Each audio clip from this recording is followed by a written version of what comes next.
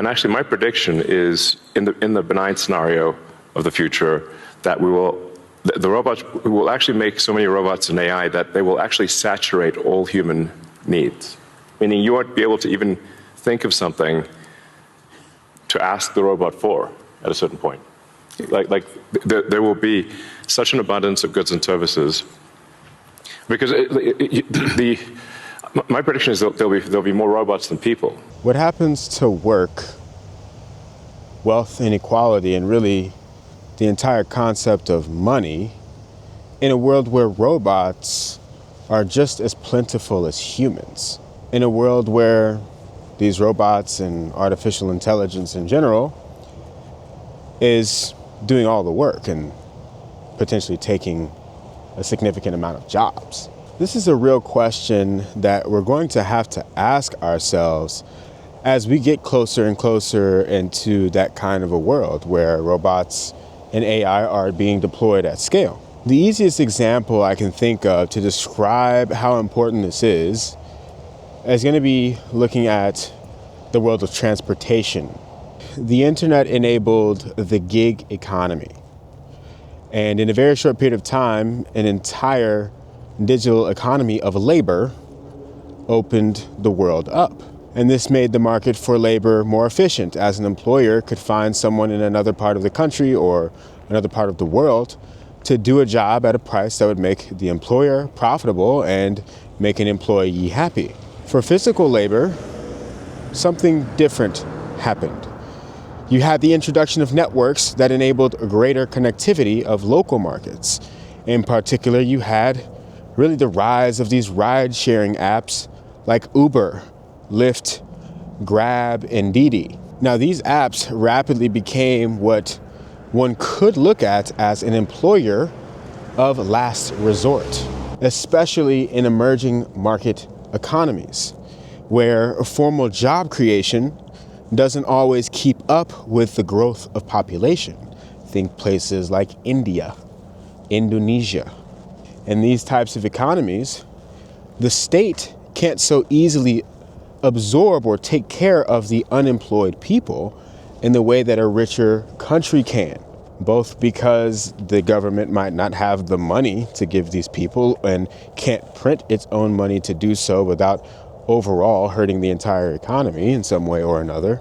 And sometimes because you have weaker institutions in general, and keeping track of people is something that's very difficult, and it can be hard to even distribute welfare at times. And so these platforms, these Ubers and Gojek and Grab, become a way that people can immediately find employment when they may not otherwise be able to find it. And this is a low friction way to start to earn an income.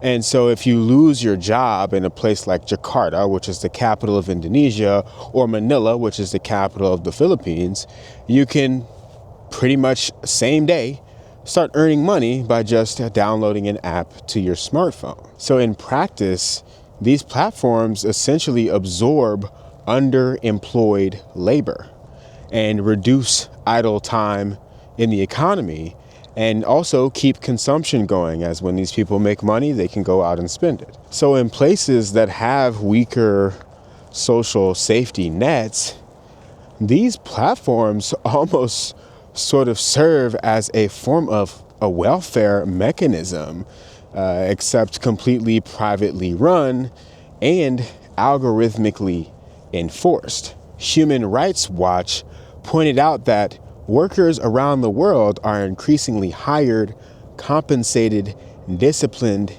and fired by algorithms. And in a way, this might be what comes right before universal basic income. Because right now, this kind of work is being automated, right? We have driverless cars becoming more and more of the norm in the United States, and definitely in other parts of the world. And so what happens to that social safety net when the same jobs that these people who need immediate employment are being automated away. Well, the idea is that some people will move up the ladder, right? Some people will manage these AI systems and supervise, fleets of cars and things of that nature. But then some people might get pushed down in the lower margin services, things like taking care of the elderly or taking care of children, or potentially other services that aren't necessarily a part of the formal economy. And then you've got some people that might just be permanently unemployable once you automate these types of jobs, right? People who can't compete with AI, people who also can't get access to capital so easily, because that's another thing that these platforms do.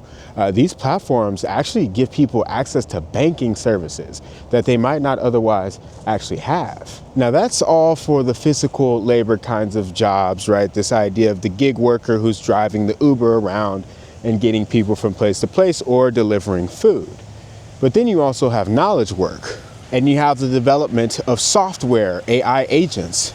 And that could also lead to the elimination of certain jobs as well. Right now, we're seeing an entire economy for AI agents being built out in real time, right? One where blockchain technology exists as the rails for which agents can communicate value amongst one another without the direct need for humans to be involved in that process. This is an entire new economy that leaves the human potentially out of the loop, and at the very minimum puts the people who are creating these agents in an even further position of power, which means that the only people that really might be able to benefit from this are people who, for one, own the companies that make this type of an infrastructure possible, or the software developers and engineers that are able to create these agents. Now, with AI tools making that a little bit easier for the everyday person to be able to create software that could democratize access to these types of things. But at the end of the day, we need individual people to be using these tools and being entrepreneurial for that to actually contribute to overall society being able to get involved. The next generation of blockchain network are actually being designed specifically for agentic compute. They're designed specifically for the financial and economic activity of a world where 3 years, 5 years from now, one, I think, can reasonably expect that there will be billions, literally billions of AI agents conducting economic activity in the world continuously on a continuous basis. They need an economic system. They need a financial system. They need a payment system. There is no other alternative, in my view, other than stablecoins to do that right now. The native currency for AI agent is going to be crypto. They're not going to use bank cards. They're not going to swipe credit cards. They're going to crypto blockchain is the most native technology interface for AI agents. As Elon Musk has mentioned in the past many times, this concept of automation and AI and robotics pushes the world toward a place where universal basic income becomes a necessity. I do think there's a pretty good chance we end up with a universal basic income or something like that due to automation. I'm not sure what else one would do. There's, but that's kind of, I think, what would happen. And more recently, he's pointed to the concept of universal high income, where everyone will have the best medical care, food, homes, transport, and everything else. Sustainable abundance, a world where the entire meaning of money completely changes. But how would that work exactly? I mean, if you print money and hand it out to people, then that could cause massive inflation when those people take that money and go out and spend it. And then in that scenario, the amount of money that you're giving people would just have to keep going up, and you just play this game of playing catch up to inflation all the time. Andrew Yang actually once proposed funding a universal basic income with a 10% tax on all goods and services, and plus taxes on giant tech companies that are profiting from all of this as one way to offer UBI. Others have proposed some form of progressive income or wealth tax, plus a sort of international cooperation, which would have to happen because these changes that are coming, these automations, are going to be happening on a global scale. And all of that might be pushing us toward, well, one world sort of organization of some sort, and potentially also towards some form of a global currency. Another thing to consider here is that Maybe this could work out a lot more how the gig economy worked out, where these platforms like Uber, which are private organizations, actually provide the solutions for what the future of work really looks like. Sam Altman once outlined a scenario where AI companies could allocate a certain amount of credits to their platforms to all of humanity and divide them up equally so that people could use these credits as some form of money. Now, I'm not a financial advisor, and none of this is financial advice. Please do not take financial advice from anyone walking around a park talking to a stick. But I can imagine that no matter how this all really plays out, blockchain technology solutions are probably going to play a role in how this global economy ends up coming together. Blockchains and distributed ledger technology enable the rails through which robots can communicate value with one another, and could also be the rails through which this universal basic income is distributed. A permissionless open ledger makes the distribution of wealth technically feasible. And there are several opportunities to get involved in this potential reality, right? There's platforms that are designed for high data throughput, and these types of things are definitely worth continuing to investigate. But I don't know, maybe I've completely lost the plot here.